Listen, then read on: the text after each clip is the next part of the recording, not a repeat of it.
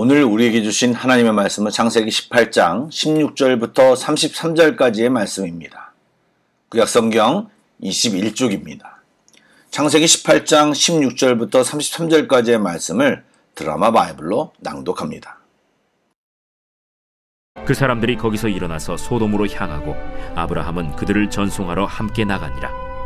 여호와께서 이르시되 내가 하려는 것을 아브라함에게 숨기겠느냐? 아브라함은 강대한 나라가 되고 천하 만민은 그로 말미암아 복을 받게 될 것이 아니냐? 내가 그로 그 자식과 건숙에게 명하여 여호와의 도를 지켜 의와 공도를 행하게 하려고 그를 택하였나니 이는 나 여호와가 아브라함에게 대하여 말한 일을 이루려 함이니라.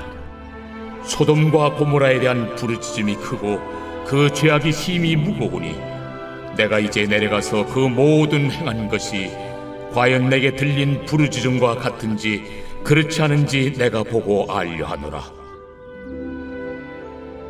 그 사람들이 거기서 떠나 소돔으로 향하여 가고 아브라함은 여호와 앞에 그대로 섰더니 아브라함이 가까이 나아가 이르되 주께서 의인을 악인과 함께 멸하려 하시나이까? 그 성중에 의인 50명이 있을지라도 주께서 그곳을 멸하시고 그 50 의인을 위하여 용서하지 아니하시리이까? 주께서 이같이 하사 의인을 악인과 함께 죽이심은 부당하오며 의인과 악인을 같이 하심도 부당하니이다. 세상을 심판하시는 이가 정의를 행하실 것이 아니니까? 내가 만일 소돔 성읍 가운데에서 의인 50명을 찾으면 그들을 위하여 온 지역을 용서하리라. 나는 티끌이나 재와 같사오나 감히 주께 아뢰나이다. 50의인 중에 5명이 부족하다면 그 5명이 부족함으로 말미암아 온 성읍을 멸하시리이까? 내가 거기서 45명을 찾으면 멸하지 아니하리라. 거기서 40명을 찾으시면 어찌하려 하시나이까? 40명으로 말미암아 멸하지 아니하리라. 내 주여, 노하지 마시옵고 말씀하게 하옵소서. 거기서 30명을 찾으시면 어찌하려 하시나이까? 내가 거기서 30명을 찾으면 그리하지 아니하리라. 내가 감히 내 주께 아뢰나이다. 거기서 20명을 찾으시면 어찌하려 하시나이까? 내가 20명으로 말미암아 그리하지 아니하리라. 주는 노하지 마옵소서. 내가 이번만 더 아뢰리이다. 거기서 10명을 찾으시면 어찌하려 하시나이까? 내가 10명으로 말미암아 멸하지 아니하리라. 여호와께서 아브라함과 말씀을 마치시고 가시니 아브라함도 자기 곳으로 돌아갔더라. 어제 본문에서 아브라함이 지나가는 나그네인 줄 알고 대접했던 분들이 놀랍게도 하나님과 천사들이었고 식사 중에 하나님께서는 다시 한번 사라를 통해 태어날 이삭을 언급하셨습니다. 이미 17장에서도 비슷한 말씀을 하셨지만 이번에는 구체적으로 내년 이맘때에 아들을 갖게 될 것이라고 말씀하셨습니다. 이제 식사와 대화를 마치고 하나님과 천사는 소돔을 향해 가려고 나설 때에 아브라함이 배웅하러 함께 나갔습니다. 그런데 그때 하나님께서는 아브라함에게 당신의 계획을 숨기지 않고 오픈하여 말씀해 주시는 내용이 오늘 본문입니다. 그 과정에서 우리는 여러 가지를 깨닫게 됩니다. 첫 번째, 하나님께서는 다시 한번 아브라함에 대한 하나님의 마음을 말씀하셨습니다. 하나님께서는 이미 12장에서 선포하신 소명을 다시 한번 언급하시며 아브라함이 강한 나라가 되고 천하 만민이 그로 말미암아 복을 받을 것이라고 말씀하셨습니다. 그런데 아브라함이 그렇게 되기 위해서는 선행 조건이 있습니다. 바로 앞서 여러 번 예언하신 아들 출산입니다. 그렇기 때문에 다시 이것을 언급하신 것은 한마디로 하나님의 약속을 강조하신 것입니다. 그리고 그 말씀과 함께 하나님께서는 아브라함을 부르신 목적에 대해 말씀하셨습니다. 그것이 무엇입니까? 바로 자식들과 권속들을 잘 가르치는 것, 즉 믿음의 가문을 잘 세우는 것입니다. 여러분, 무엇을 가르쳐야 하고 어떤 가문으로 세워야 합니까? 예, 말씀은 여호와의 도를 지켜 의와 공도를 행하는 믿음의 가문을 만드는 것이라고 기록하고 있습니다. 우리 중에 부모된 사람이라면 이 말씀을 유의 깊게 생각해야 합니다. 사실 자녀 교육만큼 어려운 것이 없습니다. 분명히 예전 부모님보다 자식들과 훨씬 시간을 많이 보내고 경제적인 후원도 잘하고 있는데 우리 부모님들 세대보다 더 잘 키우고 있는지는 잘 모르겠습니다. 또 사회적인 흐름과 맞물려 점점 자녀를 교육하기가 어려워지는 것이 사실입니다. 여러분, 자녀 교육을 하며 잊지 말아야 할 것이 여기 있습니다. 바로 우리 안에 선한 것이 없다는 사실입니다. 방법도 열정도 인내도 모두 주님께 와야 합니다. 삶의 모든 문제를 주께 가져가야 하겠지만 특별히 우리에게 맡기신 자녀를 제대로 키우기 위해서는 주님의 능력과 지혜가 절대적으로 필요합니다. 또 그들에게 우리들이 제대로 된 좋은 예, 존또를 보여주려면 우리 모두가 주님께 붙들려 있어야 합니다. 사랑하는 여러분, 축복합니다. 아멘. 그리고 정말 중요한 포인트가 등장합니다. 하나님께서는 아브라함에게 당신이 행하시는 일에 대해 숨기지 않으십니다. 또 하나님은 당신이 선택하신 사람을 통해 세상에 행할 일을 알리십니다.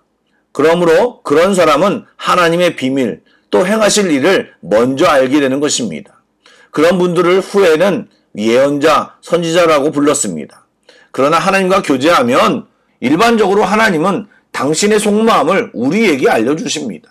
오늘 본문에서는 소돔과 고모라를 심판하시는 하나님의 계획을 아브라함에게 알려주셨습니다. 그런데 묘한 장면이 나옵니다. 두 천사는 떠나고 하나님은 대화하고 계시는데 마치 아브라함의 반응을 기다리시는 듯합니다. 아브라함이 그런 하나님의 마음을 알았는지 소돔과 고모라 땅을 위한 중재를 시작합니다. 아마도 그 땅 가운데 살고 있는 조카 롯과 그의 가족에 대한 염려도 한 몫을 했을 것입니다. 그러나 직접적으로 롯을 언급하지 못하고 50명의 의인에 관한 제안으로 중재를 시작합니다. 아브라함은 매우 조심스럽게 하나님의 정의를 근거하여 소수 의인을 다수의 악인과 함께 심판하시면 안 된다고 말씀드렸습니다. 하나님은 그 중재를 꼭 받아들여야 하는 것은 아니지만 의외로 굉장히 흔쾌히 아브라함의 제안을 받아들였습니다. 여러분, 말씀을 읽으셔서 아시겠지만 아브라함은 하나님의 긍정적인 첫 응답에 힘을 얻어서인지 계속 용기를 내어 중재를 이어갑니다. 아브라함의 생각에도 그 땅에 50명의 의인이 없어 보였던 모양입니다. 계속해서 조심스럽게 의인 수를 최초 50명에서 45명, 40명, 30명, 20명, 마지막으로 10명까지 줄이는 것을 허락받았습니다. 그래서 하나님께서는 그곳에 의인 10명만이라도 있다면 멸망시키지 않겠다고 약속하신 후에 아브라함과 헤어지셨습니다. 여러분, 결과는 후에 나오겠지만 왜 하나님께서 아브라함의 거듭된 요청을 쾌히 응답하셨을까요? 우리 하나님은 죄인들을 멸하는 일을 즐겨하시는 분이 아니십니다. 오히려 끝까지 회개의 기회를 주시며 죄인이 스스로 돌이키지 못하면 의인을 통해서라도 구원하시려는 사랑과 긍휼의 아버지이십니다. 그런 하나님의 마음과 같은 마음으로 아브라함이 하나님께 구하였기에 하나님은 기꺼이 아브라함의 중재를 받아주신 것입니다. 신학자 칼바르트는 참혹한 나치 시절을 거치며 그리스도인들이 마땅히 취해야 할 자세에 대해 한 손에는 성경, 한 손에는 신문을 들어야 한다고 말했습니다. 즉 성경을 통해 하나님의 뜻이 무엇인지를 알아야 하고 신문을 통해 세상이 어떻게 돌아가는지를 알아 하나님께 올바로 구하고 어떻게 공의를 행해야 할지를 알아야 한다고 주장했습니다. 사랑하는 여러분, 하나님의 사람으로서 자신의 먹고 마시는 문제를 넘어 하나님이 바라보시는 사람들과 장소, 상황들을 같이 바라보며 중재하고 올려드리고 중보기도하며 하나님과 소통하는 것이 우리 그리스도인들의 할 일이라는 것을 깨달아야 합니다. 그리고 그런 우리들의 기도와 태도를 하나님께서는 기뻐하십니다. 그리고 기대하십니다.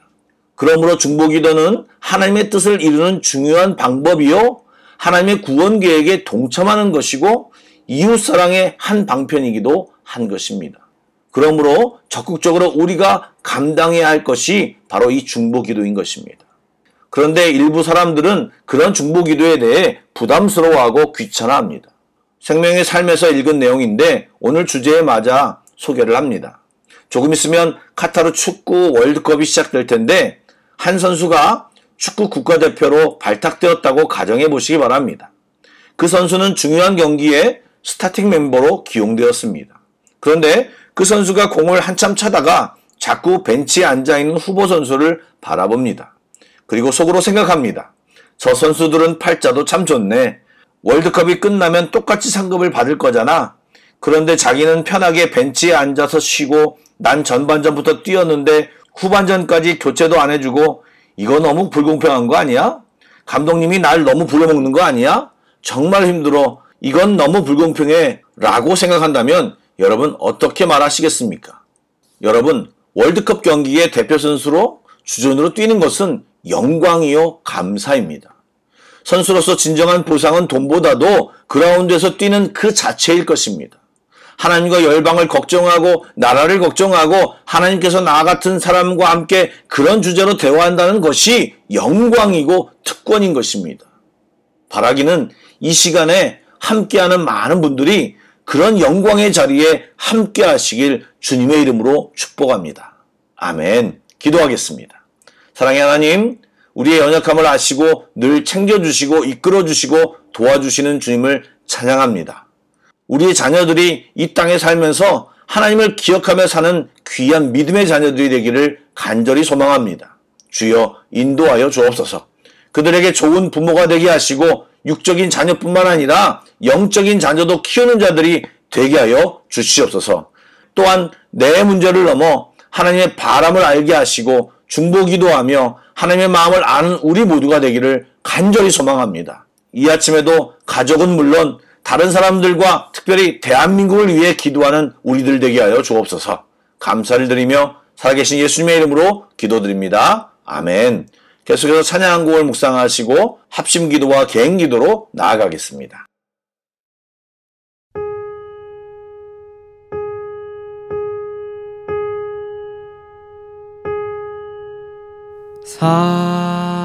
사랑하는 내 딸아, 너의 자금도 내겐 귀하다. 너와 함께 걸어가는 모든 시간이 내게 힘이라. 사랑하는 아들아, 내 연약함도 내겐 금이라.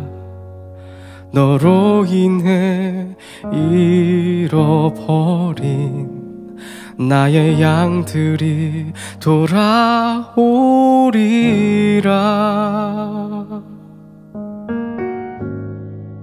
조금 느린 듯해도 기다려주겠니?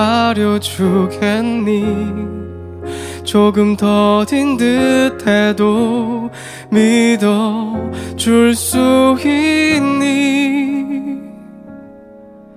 네가 가는 그 길 절대 헛되지 않으니 나와 함께 가자. 앞이 보이지 않아도 나아가 주겠니? 이해되지 않아도 사랑해 주겠니?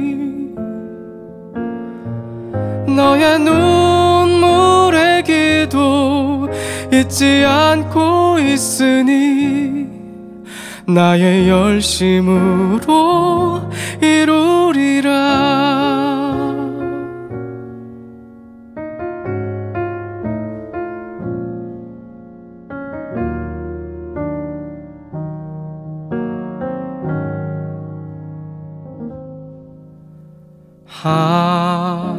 하나뿐인 아닌 사랑아,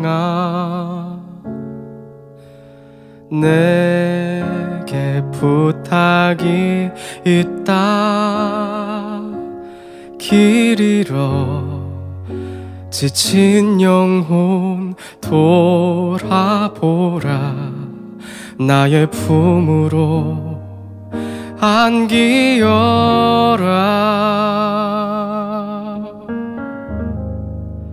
조금 느린 듯해도 기다려주겠니? 조금 더딘 듯해도 믿어줄 수 있니? 네가 가는 그 길 절대 헛되지 않으니 나와 함께 가자. 앞이 보이지 않아도 나아가 주겠니? 이해되지 않아도 사랑해 주겠니? 너의 눈물의 기도 잊지 않고 있으니 나의 열심으로 이루리라. 내게 그 땅을 부탁한다.